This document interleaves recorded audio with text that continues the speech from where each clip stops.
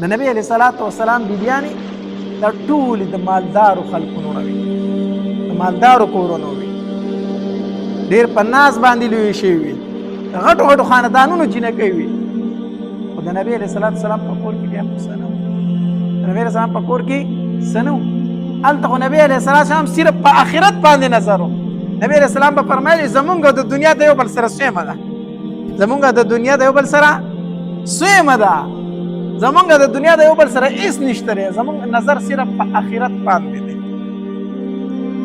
کعب بن عجرة رضی الله عنه فرمایي یو ځل مې د نبي علیه الصلاة والسلام د مخ مبارک ته داسې وکتل که نه نو ډېر د لوږې اثر دی، دا رنګ یې زیړ شوی و داسې.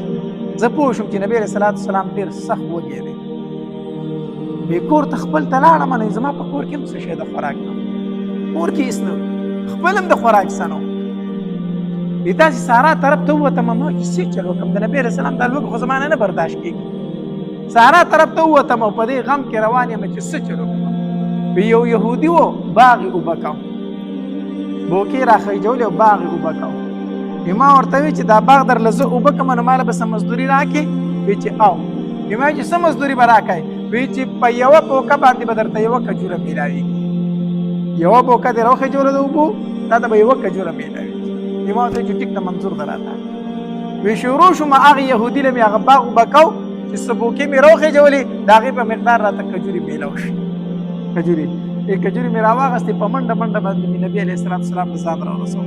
مې نبي علیه السلام ته بیا کجورې کېښودې، مې نبي علیه السلام ډېر په مینه مینه باندې هغه کجورې وخوړې، وږې و ډېر په مینه یې وخوړلې.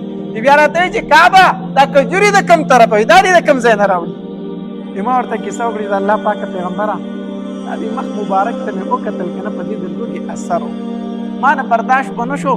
سارا ته ووتم ځکه په کور کې راکرم څه نه و، یو یهودي باغ اوبه کو نو د هغه سره لګیا شوم، ما ورسره لږه مزدوري وکړو نو دا کجورې مې پرې واغستې، دا مې تاله راوړې. نبي علیه الصلاة والسلام راته ډېرې دعاګانې وکړې، ډېرې دعاګانې راته وکړې چې الله دې په مال کې برکت واچوه. کعب بن عجرة ډېرې دعاګانې راته یې وکړې. نو د نبي علیه الصلاة والسلام په کور کې خو بیا داسې حالت و چې په میاشتو میاشتو پکې اور نه بلېدو او بیبیانې ټولې د غټو خاندانونو وي. نو چې کله داسې په مدینه منوره کې فتوحات شروع شو که نه، فتح راغلی او په مال غنیمت کې څه مال راغی، نو د نبي علیه الصلاة والسلام بیبیانې راغلې او د نبي علیه الصلاة والسلام نه یې مطالبه وکړه چې د الله پاک پیغمبره موږ له اوس په نان نفقه کې لږ زیادت وکړه، اوس پر خو تا سره څه نه موږ در سره ګزاره کوله، اوس خو فتوحات وشو، ټول صحابه کرام مالدار شو، ټول ښه شوي دي، نو موږ لم لږ دې نفقه کې په دې جوړه جامه کې لږ زیادت وکړه که نه، دې کې راله لږ زیاتوالی وکړه. نبی علیه الصلاة والسلام په دې خبره باندې خفه شو او قسم یې وکړ چې زه به یو میاشت تاسو خواله نه راځم. په دې ورځ کې اتفاقي نبی علیه السلام د اس نه غورځېدلی او پنډۍ یې لږه زخمي شوې وه، داسې بالخانه وه. نبی علیه الصلاة والسلام هغې ته وختو، منافقینو بار دا خبره مشهوره کړه، وی نبی علیه السلام خپلو بیبیانو له طلاق ورکړو، دا خبره مشهوره کړه. دا خبره عمر رضی الله عنه فرمایي وی زما یو ګاونډي و، وی زه به داسې په هفته کې یو ورځ تلمه کوبا ته به تلمه، هلته به ما ځان له لمونځ کوو بیا به واپس راتلم، نو یو ورځ به هغه ته یو ورځ به زه تلمه. نو ما هغه ته ویلي چې په کومه ورځ باندې زه د مدینې منورې نه بار یم نو ستا دا ډیوټي ده چې نبي علیه الصلاة والسلام کوم حدیث بیانوي چې زه راشم ما ته به بیا بیانوي، او که ته بار ته وتې وي نو زه به در هغې پورې یم چې تر څو پورې ته نه یې راغلی چې د نبي علیه السلام ژوند بیا زه تا ته بیان کړم. دا صحابه کرامو مینه وه. وی چې کله به زه تلم ما به دې ګاونډي ته وي چې ته به نه ځې، چې زه واپس راشم چې د نبي علیه السلام کوم ژوند دی کوم حدیث بیان کړی هغه به ما ته بیانوي، او که ته نه وي نو زه به د مدینې نه بار ته بیا نه وځم چې بیا درته د نبي علیه السلام ژوند او حدیث مبارک زه بیان. د ګاونډي سره مې دا خبره کړې وه. وی زه تللی وم چې واپس رالم بیا هغه ملګري مې راته دروازه وټکوله، خو ډېره په تلوار او په تیزۍ وارخطا یې راته دروازه وټکوله. ما ورته وی چې بار ته راووتم، ما ورته وی چې څه چل دی ولې؟ وی چې نبي علیه السلام خپلو ټولو بیبیانو له طلاق ورکړی دی، طلاق یې ورکړی دی. چې دا خبره مې واورېده که نه، وی د خولې نه مې دا الفاظ ووته چې لاړې حفصې هلاکه شوې. حفصه خو پکې د هغه لور وه که نه د نبي علیه السلام بیبي وه. ما ورته وی چې لاړې حفصه هلاکه شوې، ما ښه پوه کړې وې خو ته نه پوهېدلې، ځکه د دې نه څه ورځې مخکې امام په کور کې څه خبره وکړه ښځې مې مال جواب راکړ. عمر رضی الله عنه فرمایي ما کور څه خبره وکړه مال مې ښځې جواب راکړ. مسله دا وه موږ د مکې خلک چې موږ په ښځو باندې زورور وو او د مدینې خلک په ښځو باندې لږ کمزورې وو. نو د مدینې منورې ښځې چې وي نو دوی به د خاوندانو له جوابونه ورکول. زموږ ښځې خو موږ ته جواب نه شو راکولی. وایي چې موږ مدینې ته رالو نو زموږ ښځو هم د هغوی نه چل زده کړو. ځکه دا زنانه خو د یو بل رضي راځي خبرې کوي که نه نو ما مې خاوند ته داسې وي او ما مې خاوند ته داسې وي. وایي زموږ ښځو هم د مدینې منورو د ښځو نه چل زده کړو. بیا هغه هم په موږ باندې جري شي موږ ته به یې جوابونه راکول. یو ورځ ما کور څه خبره وکړه دې ښځې مې جواب راکړ. وران غونته جواب یې راکړ. ما ورته وی چې تا ما ته جواب راکړو ستا دومره جرأت تا ماله جواب راکړو چې دا تا ماله څنګه راکړو تر نویه پورې خو تا ماله جواب نه دی راکړی. ما ته وی چې عمره ته دومره غټ سړی نه یې څومره چې غټ نبي علیه الصلاة والسلام دی. عمره ښځه به راته وایي چې ته دومره غټ نه یې څومره لوی شان چې د نبي علیه الصلاة والسلام دی هغه ته بیبیانې جواب ورکوي نو زه به تا ته نه درکوم هغه ته بیبیانې جواب. ما ورته څه شي نبی علیه الصلاة والسلام ته د هغه بیبیانې جوابونه ورکوي. زما لور حفصه زما محبوب ته جوابونه ورکوي. دا خبره چې ما اورېده راپاڅېدم ډایرک د کور ووتم ډایرک رالم په خپلې لور حفصه پسې. ما ورته وایي چې حفصه ته رښتیا نبي علیه الصلاة والسلام ته جوابونه ورکوي. هغې راته وایي چې دا بابا د الله تبارک وتعالی په موږ باندې ډېر لوی فضل دی چې موږ د نبي علیه السلام بیبیان موږ باندې د الله ډېر لوی فضل دی چې موږ د نبي علیه السلام بیبیان یو. په دې باندې موږ فخر کوو موږ پرې ډېرې خوشحاله یو. خو بابا کور خو دی ښځه خاوند یو نو خامخا خبرې پکې راشي جواب ورله کله کله ورکړو کور دی ژوند دی نو. ما چې دا خبره واورېده ما ورته وایي چې حفصه ګورې عایشې ته به نه ګورې خپلې بلې ملګرې ته عایشې ته به هسې نه چې عایشه نبي علیه السلام له جوابونه ورکوي او ته ولې هم جوابونه ورکوي. ګورې هغه ستا نه په عمر کې هم وړه ده او په شکل صورت کې در نه هم ښکلې ده او د نبي علیه الصلاة والسلام سره مینه هم ډېره ده. هسې نه چې ته هغې ته ګورې او د هغې په شان چلونه شروع کړي. د هغې په شان چلونه به نه کوي. هغه نبي علیه السلام ته ډېره محبوب ده او ډېره نږدې ده او ستا نه ښایسته هم ده او ستا نه وړه هم ده. هغې ته به نه ګوري. خپلې لور ته مې نصیحت وکړو. بیا لاړه به په ام سلمه رضی الله تعالی عنها پسې. ما ورته وایي چې ام سلمه رښتیا تاسو نبي علیه الصلاة والسلام ته جوابونه ورکوئ. بیا هغې راته وایي چې یاره عمره په هر کار کې دې کار یې په هر کار کې دې بس زمونږ په کور کې دې هم دخل اندازي شروع کړه. خاوند مو دی نو زمونږ خاوند دی مونږ ښځې یو ژوند دی کله پکې هر څنګه خبرې پکې راځي. اوس ته زمونږ په کور کې ولې خبرې کوې په هر کار کې ستا کار وي. ام سلمه راله زړه مات هغې راله زړه مات کوي. دا هغې ځای نه را روان شومه نو وایي چې بیا مې دا خبره واورېده چې نبي علیه السلام بیبیانو ته طلاق ورکړی دی. ما وایي چې ښه مې دا حفصه پوه کړې وه خو دا نه پوهېدله. خپله لور مې یاده کړه حفصه مې پوه کړې وه خو دا نه پوهېده. لاړه هلاکه شوه زما لور حفصه ځکه چې په دنیا کې د نبي علیه السلام بیبیانې دي خو په جنت کې به هم د نبي علیه السلام بیبیانې که نه. نو چې په دنیا کې رښتیا ختمه شوه نو ما ورته وایي چې په جنت کې بیا ستاسو رښته څنګه پاتې کېږي. لاړې حفصې د جنت نه پاتې شوې. وی لاړم پسې په منډه ما ورته وایي چې حفصه نبي علیه الصلاة والسلام تا ته طلاق درکړی دی. هغه په ژړا شو چې ما ته پته نشته ما ته پته زه نه یم خبر.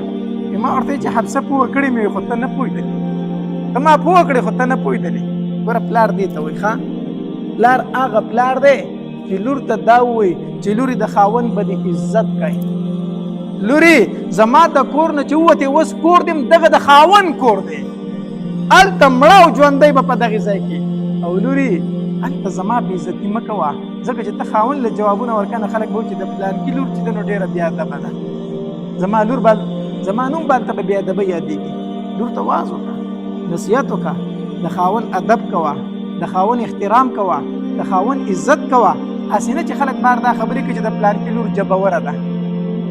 زما نوم چېرته بار په دې الفاظو یاد نه شي. پلار له دا پکار دي چې لور ته څه وکړي نصیحت وکړي. داسې پلار صحیح چې لور یې ورته خبره وکړي دی ورته وایي راځه ستا د پلار کره ډوډۍ ډېره ده. وایي راځه ستا د پلار کره ډوډۍ ډېره ده ستا د پلار کره ډوډۍ ډېره ده چې رای ولي ځان کره یې مروره کښېنئ د هغې کور یې وران کړو قرآن یې نه کړو دی کور یې وران کړو. خو دا دې ورته ویلی وې په دې په ځای باندې چې لورې دا د خاوند دی د ده سره وچه خوره او زما د کور هغه لمده تاله غوره ده دا وچه تاله غوره ده. د هغې کور به بد شوی و که نه دی ورته وایي ستا د پلار کره ډوډۍ ډېره ده زه به تا باندې بوج نه یم. وایي راځه زموږ په لور باندې څه وران کړي کور نو پلار له پکار دی چې لور ته څه کوي. نو عمر رضی الله تعالی عنہ فرمایل وی حفصه ما درته ډېر نصیحت کړو خو ته نه پوهېږې. حفصه رضی الله عنہ فرمایل وی ما ته پته نشته د نبي علیه السلام نه تپوس. عمر رضی الله عنه فرمایي چې مسجد نبوي ته رالم ټول صحابه کرام د منبر سره راټول شوي او ژاړي چې نبي علیه السلام ټولو بیبیانو ته طلاق ورکړی. نبي علیه السلام به څومره غمجن او څومره خفه وي، څومره غمجن دی. وی زه ټینګ نه شوم، وی ورغلم هغې کوټنۍ ته خېجم د نبي علیه السلام بالاخانې ته خېجم چې نبي علیه السلام سره ملاقات وکړم. وی د هغې په سر باندې رباح رضی الله تعالی عنه ناست هغه تور صحابي دا د نبي علیه السلام خادم و رباح. وی ما ورته وی چې رباحه نبی علیه الصلاة والسلام ته وفرمایل چې عمر راغلی تا سره ملاقات کول غواړي. هغه وی چې ټیک ده.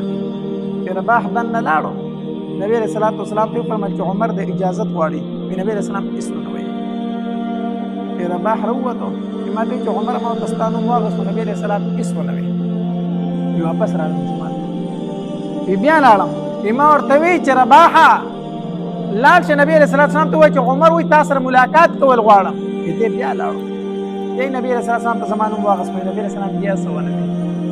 وی چې عمر ستا نوم دې ورته واخیست. نبی علیه السلام سر ټیټ نیولی و هېڅ یې راته ونه وی. په جومات کې داسې ګرځېدم خو ټینګ نه شوم.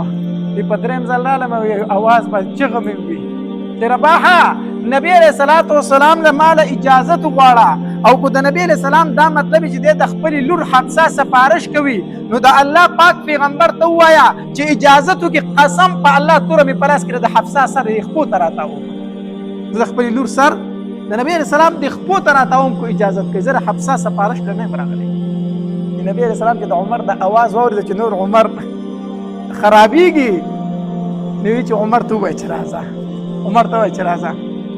عمر رضی الله تعالی دننه شو. چې څنګه چې کېناستم ما ورته چې د الله پاک پیغمبر تا بیبیانو ته طلاق ورکړی دی. نبی علیه الصلاة والسلام فرمایل چې لا هغه بیبیانو ته طلاق نه دی ورکړی. وی دا خبره چې مې واورېده د خولې نه مې بې اختیاره د الله اکبر چغه ووتله د خوشحالۍ نه. ما چې الله اکبر دا خو د منافقینو چال دی. نبی علیه السلام خو طلاق نه دی ورکړی، طلاق نه دی ورکړی. د صحابه کرام چې د الله پاک پیغمبر ټول صحابه کرام په مسجد نبوي کې جاړي دا خبر ولا ورکم. نبی علیه السلام چې خبر ولا ورک صحابه کرام ته فرمایي چې ما طلاق نه دی ورکړی. ویراله صحابه کرام ته فرمایل چې بیغمه شه نبی علیه السلام بیبیانې دې بیا عالم د نبی علیه الصلاة والسلام خواته کېناست.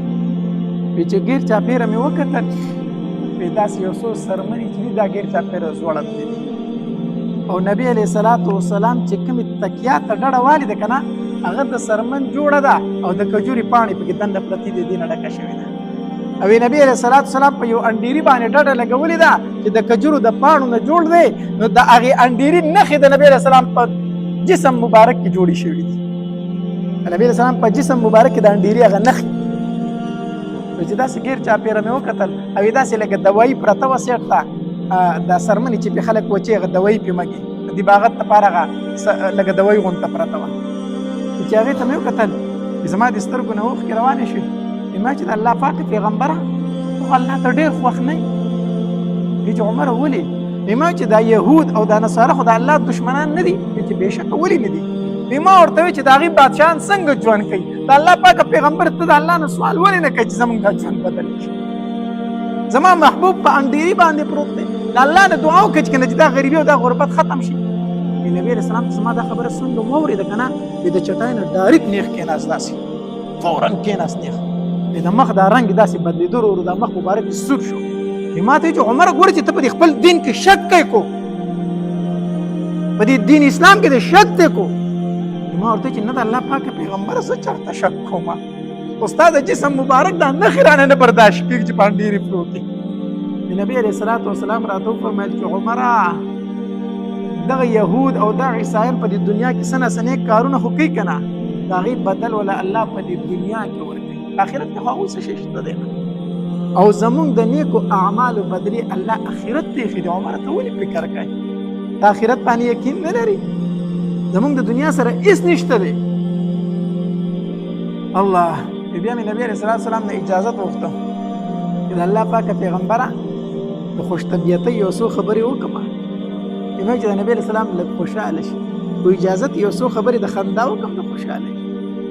نبی علیہ الصلوۃ والسلام راته وفرمایل چې عمر وکړه چې د الله پاک پیغمبر راغله خپلې لور ته مې وویل چې که ته د عایشه سره سیالي کوي که نه نو عایشه درنه ښکلې هم ده عایشه درنه په عمر کې کم هم ده او د عایشې سره د نبي اسلام مینه هم زیاته ده هسې نه چې ته هغې ته ګورې او ځان خراب چېرته نه کړي چې دا خبره چې نبي علیه السلام واورېده داسې لږ مسکې شو بیا مې ورته وویل چې د الله پاکه پیغمبره ام سلمه ډېر ورټله ما ستا بیبي نه ام سلمه هغې ورټله مې ما ته ویل چې ولې ما ورته وی چې د نبی علیه الصلوۃ والسلام نه تاسو جوابونه ورکوئ نو هغې راته وایي چې عمره فرش کې دې کار دی زمونږ کور کې هم کار ساتي دا خبره چې نبی علیه الصلوۃ والسلام واورېده مسکې شو ویې خندل چې نبی علیه الصلوۃ والسلام وخندل مسکې شو چې ما بیبیانو له طلاق نه دی ورکړی دغې بالاخانه کې نبی علیه الصلوۃ والسلام تر یوې میاشته پورې یوه میاشت بعد آیت د تخیر نازل شو د الله پاک پیغمبره خپلو بیبیانو ته ووایه ان كنتن تردن الحیاة الدنیا وزینتها فتعالین امتعکن واسرحکن سراحا جمیلا خپلې بیبیانې روغواړه ووایه ورته که تاسو زیاتې نفقې غواړئ زیاتې پیسې غواړئ زیاتې خرچې غواړئ راشئ چې هغه درکړم او طلاق درله درکړم ځئ دغه والی اوسئ او که نه الله او د الله رسول اخلئ نو د الله د رسول سره په دې ژوند کې خوشحاله اوسئ نبی علیہ السلام دغه آیت مبارکه عائشه رضی الله تعالی عنها تلاوت کو نبی علیہ السلام عائشه ته وفرمایل بی عائشه مال به سمدستي جواب نه راکړي نو به د خپل مور او پلار سره صلاح وکړي چې مال او دولت علي او طلاق اخلي او ما سره ژوند کول غواړي عائشه بیبي راته وفرمایل نبی علیہ السلام یریده په ځکه هغه وړه و د عمر نبی سینه چې دا چرته اچانک فیصله وکړي عائشه رضی الله عنها فرمایي د الله پاک پیغمبر زه په دې کې د مور او پلار سره صلاح کوم چې زه د الله د پیغمبر سره پاتې شم او پاتې نشم زه دنیا نه اخلم او د الله پیغمبر اخلم په دې کې زما مور او پلار ته ضرورت نشته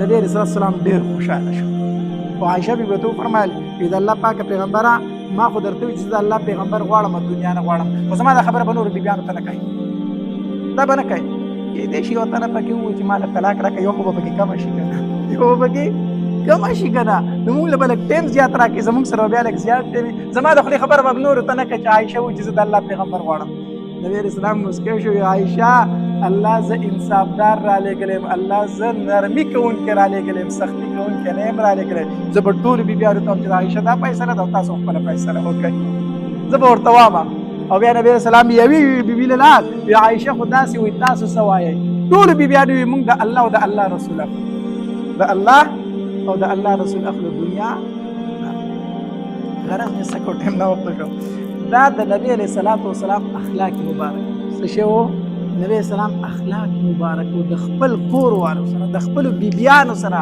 په کور کې دننه نو په کور کې به دننه د ځان له زمرې نه رغی ښه ځان له څه نه رغی زمرې نه رغی چې واړه درنم تنګي ښځې درنم تنګي ټول کور درنه تنګي چې ته بار ته وځې وایي شکر الحمدلله او چې کور ته راننوځې نو بیا راغی نو که ستا ژوند داسې و چې کور زنانه وي چې ته کور ته رادننه شي چې بیا راغی نو په دې خپل ژوند باندې افسوس وکړه په خپل ژوند باندې څه وکړه افسوس وکړه چې ته کور ته دننه کېږې او خلک وایي چې بیا راغی چې په تا باندې بار خلک خوشحاله او کور در باندې خلک تنګ و نو ستا په دې ژوند باندې افسوس پکار دی بیا ته د نبي علیه السلام په شان ژوند نه تېروې ځکه